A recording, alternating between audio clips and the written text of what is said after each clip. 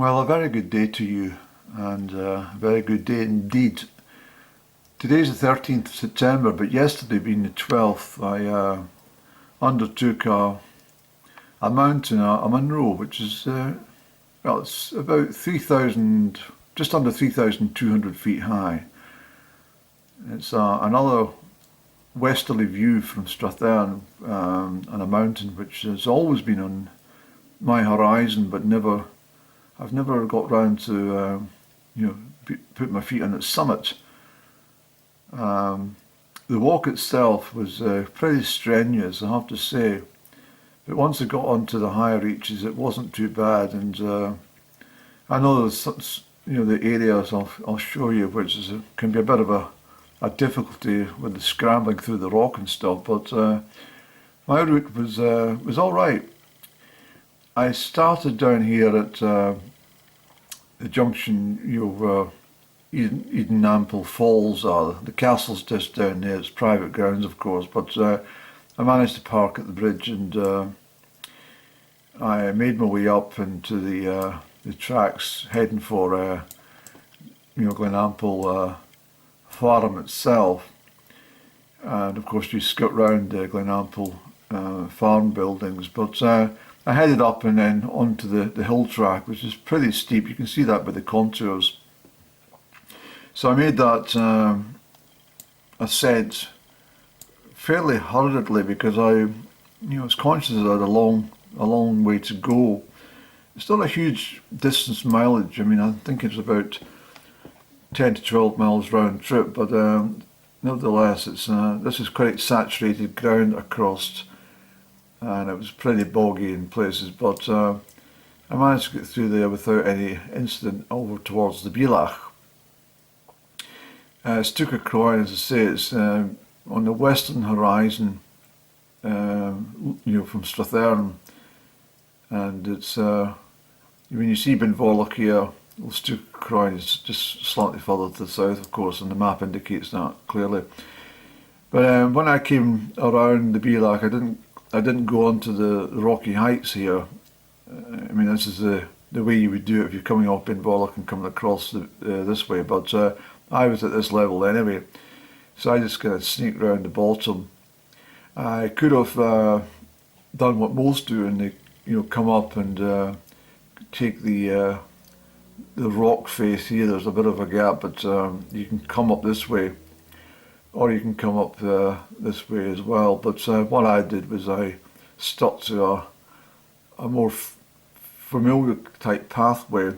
It's a very steep incline here, and quite loose gravel rock below your feet, and you get a real scope on the height, the cliffs and of Stuc Chroin from this angle. So I made my way up onto the slopes, and then I eventually got onto Stuc Chroin. There's a couple of cairns here, and this is the true summit at 975 metres, which I say is, what's that, 3,200? 3,198 feet to be exact, at that spot, and then I visited the second cairn. Spent a little time there. It's quite unusual. The time that I drive is almost unbelievable, actually. I'll probably keep that back for the footage, but you'll enjoy yourself watching this little ascent. I didn't film an awful lot in the early stages because I mentioned that I hadn't offloaded a lot of my footage that I gathered at the weekend, so I was concerned that I didn't want to delete any of that because it's important to me. But at least we've got Stuc Chroin under our belt, and after Ben Moore and Stubinian last week, I feel quite accomplished that these are all done now. So I've done the Munros like Ben Laws and Ben Glass and Ben Hornsey and Stuc Chroin, and over to the ones I just mentioned. But and I've done a lot right across the whole of Strathearn, especially over the north of Strathearn. As one chap said to me, you're probably pretty unique when it comes to these hills, Andy, because you've probably completed a lot more of these hills than anyone he said, as anyone I know, at least, I've never put foot in all the hills that you have, so I feel quite chuffed with that statement, to be perfectly honest. It was a nice thing to say. And there's a lot of work, and yeah, a lot of places that I've been, and I know for a fact that it's very isolated parts of Upper Strathearn and Perthshire as a whole. But I didn't film too much on the way back. I came over the shoulder here, and I made a decision not to go back down the same route, but just to use my own initiative and get round and come round this way and down into there's a little dam area around here, a new construction, and I got down to there and then followed the track and gathered onto the same old track that I was.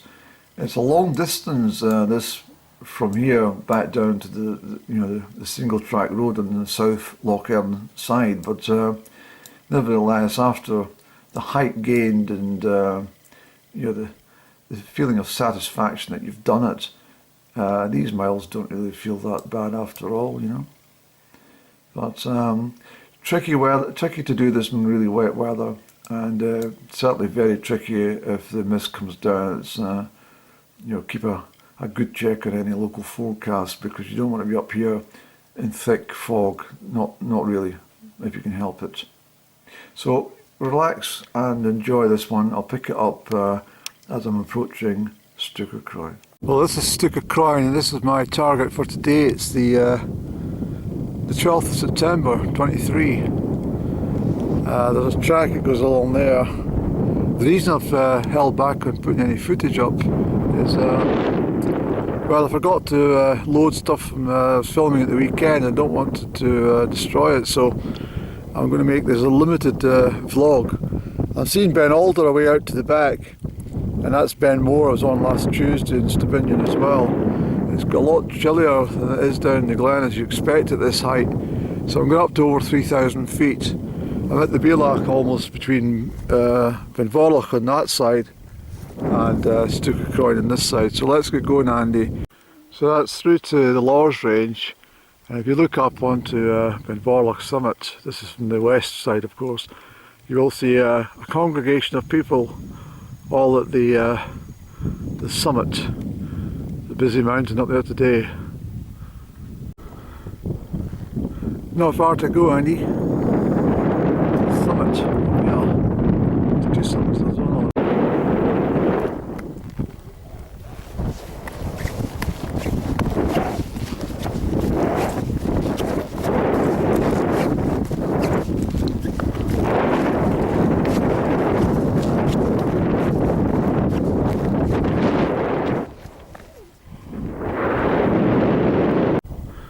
So we're nearly at the summit.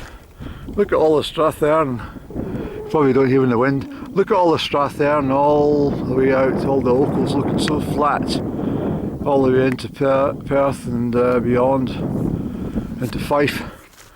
So the hills are looking marvellous today. Well, as I said, it's the 12th of September 23, and I'm just approaching the summit of Stuc or Crieff in Western Perthshire. A long time coming, this mountain. Thank you for having me. Oh, good speed. Well done, Andrew. Absolutely brilliant. These stones get blown away, but someone's put them there for a purpose. Thanks for having me.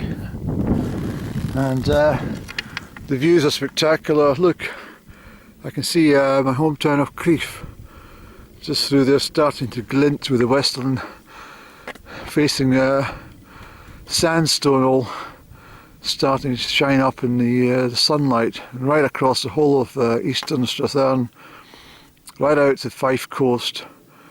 That's Turlham Hill there. Hope I'm pointing in the right direction.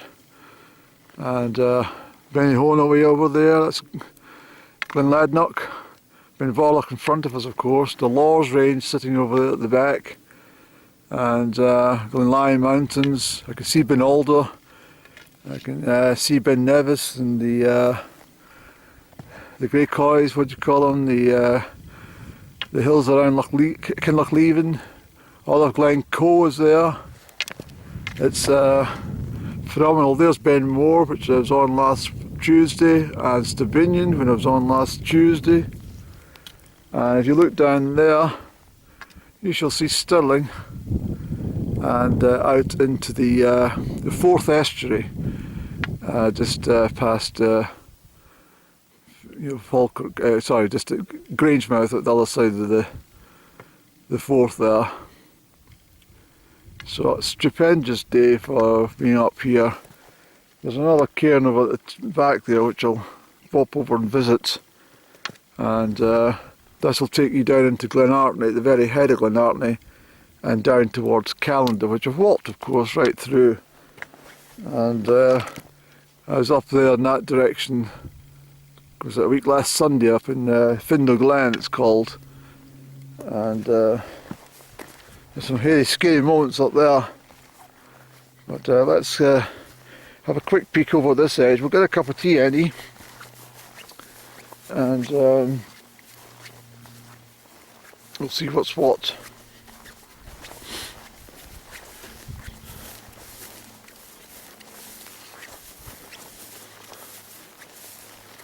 Yeah, so that's the way down to Callander. Callander's on the other side of the hillocks there, and this is all into.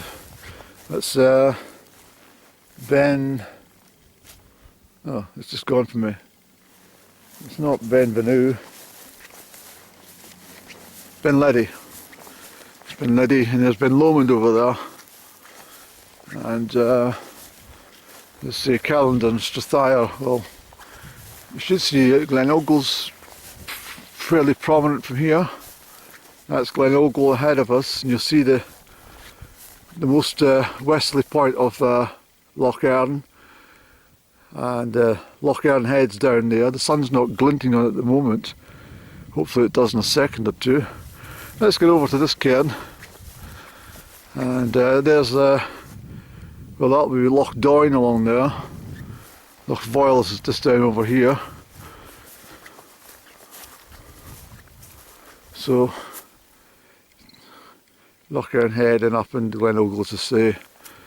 It's a fantastic day for up this height. But look at across Stirlingshire, right out towards Edinburgh. It's brilliant. Well, good afternoon to you. Sorry it's taken me so long to come and visit you. But thank you for having me. And it is wonderful to be here, I promise you. I'll get a seat out of the wind, and we'll get a cup of tea sorted, and a quick sandwich. Look, the seat's already prepared for you, Andy. Better say hello properly. Thanks for having me, and thank God for blessing my legs to get up this high at my age so quickly. 3 hours up, it's not bad, Annie. Look, it's 10 minutes to 2, can you believe that? How unusual. Actually it's 3.5 hours, because I did stop for about 25 minutes. I left at 20 past 10. In the car, at Loch Earn. Not bad going, Andy, actually, when you think about it. Might have been 10 to 2. Well, that's got a purpose for it, Annie. Maybe that's what it's all been about. There's the ravens, not a good idea. See the ravens? Yeah, they're getting quite close as well. I'd love to see the ravens on the mountains, you know that. If you see ravens on the mountain, just watch what you're doing. What a stupendous day. Imagine that be 10 to 2, Andy. That means that you've waited your whole life to get to Stuc Chroin at that favourite time. How strange is that? Right, come on boy, let's get a cup of tea, sir.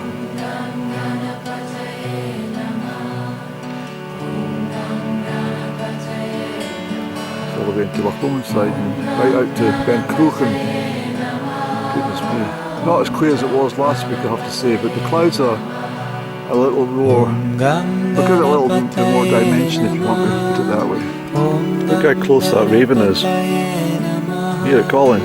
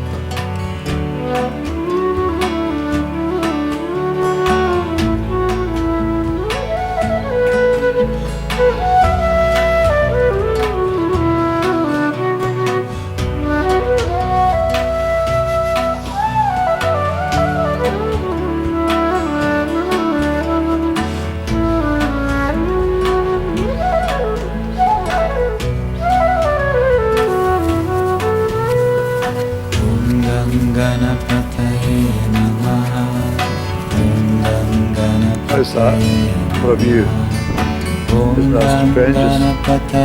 Look at Lochar and Headaway down there.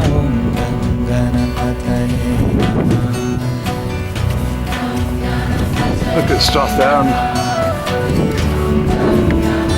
I'll try and zoom in for Crieff a wee bit. Getting colder, much colder. Yeah. Just the way down here.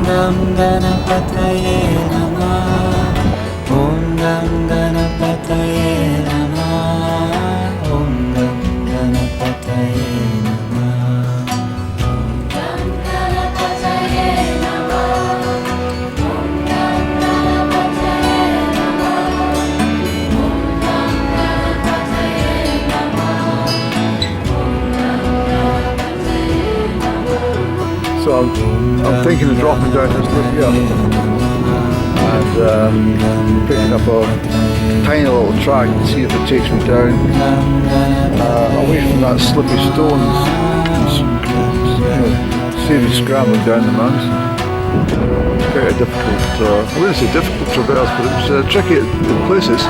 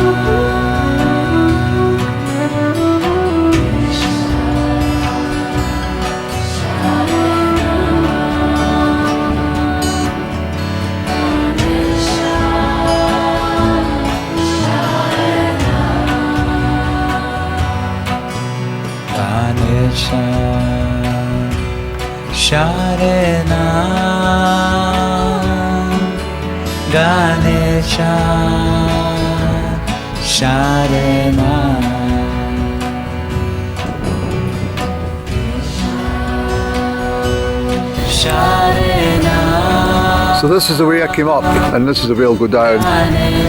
Take the track, cross the moorlands halfway, and then start to cut down through the bog. I was going to have a look over there, contemplate going down that way, but I think I've got a river across. I'm sure I have.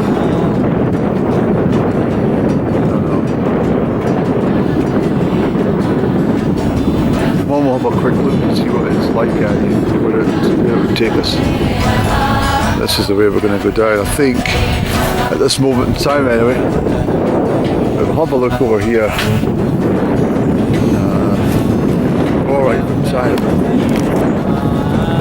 3:30. I've been sitting about. It's quite a bit of time at the top. What a little breather there. There's a faint footpath here that makes me think that there's a good chance that, see, my map cuts off here. I don't have any more information that way, unfortunately. But it's gonna got a lot colder. You wouldn't believe how much colder it is. It's probably only about 6 degrees, 6 or 8 degrees up here. And that wind, it feels a bit chilly. Loch Earn way down the bottom.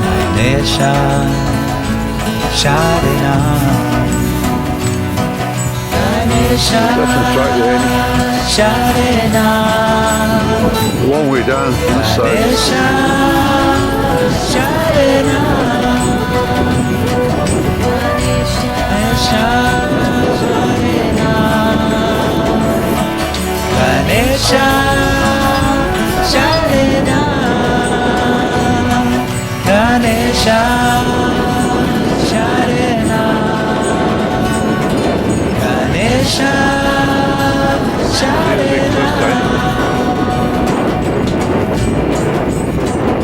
Yeah, I want to take over all that land down there. The track. I think we'll give it a bash engine. I mean, we're in the right direction. It might mean we'll get reach some difficulties in the descent, but yeah, let's try it anyway. So that's Ben Ledi over there, and you can see all the way through to Jura. You probably can't see it in this camera. And that over here, a big massive lump, that's Ben Hur. I done that June 22, early June 22, and it was a very hot day indeed. And came down the west, the northwest slopes down towards Loch Earn, and it was absolutely baking. And as I recall, I was out of water and couldn't believe how hot it was. I was absolutely dehydrated to nothing. I shriveled into an old crisp leaf. I really did. So anyway, push on any, see where we end up. So I'm trying to get down into Glen Ample, which runs down through there, the valley. We've come a long way to the top already. There's a big cliffs and a big corrie there. And I think that's Glenfallen over there. Yes, I'm sure it's Glenfallen. I must have a wander up there. See, they called that Milfallen during the Loch Earn Head hill race, but it's on the map as Milrima. So I was rather confused that day, to be perfectly honest. I'm sure it's a local name to call it. Well, it makes sense if that's Glenfallen, well, Milfallen, yeah. Maybe, I don't know. But anyway. This could be tricky, Annie. You're off net. You're off route. Yes, you definitely are. But never mind, we're in the right direction. Well done, Annie. You've come down to that's the track. That's the one I came up this morning. And I had a stop at, there's a little dam thing down at the bottom there. And then I crossed the moorland to pick up that track, which fades very quickly, and then I crossed the whole moorland. I didn't film any of that because I was short of footage at that time, I think. But this was the way I was going to come up, and I thought, well, let's just stick with the beaten track. But I'm confident I can get down and head down and pick up the track just at that dam. So it is a bit of rough walking, there is some cliffs, but we're in business, Annie, and we save ourselves a big long trail through the marshy ground, you see.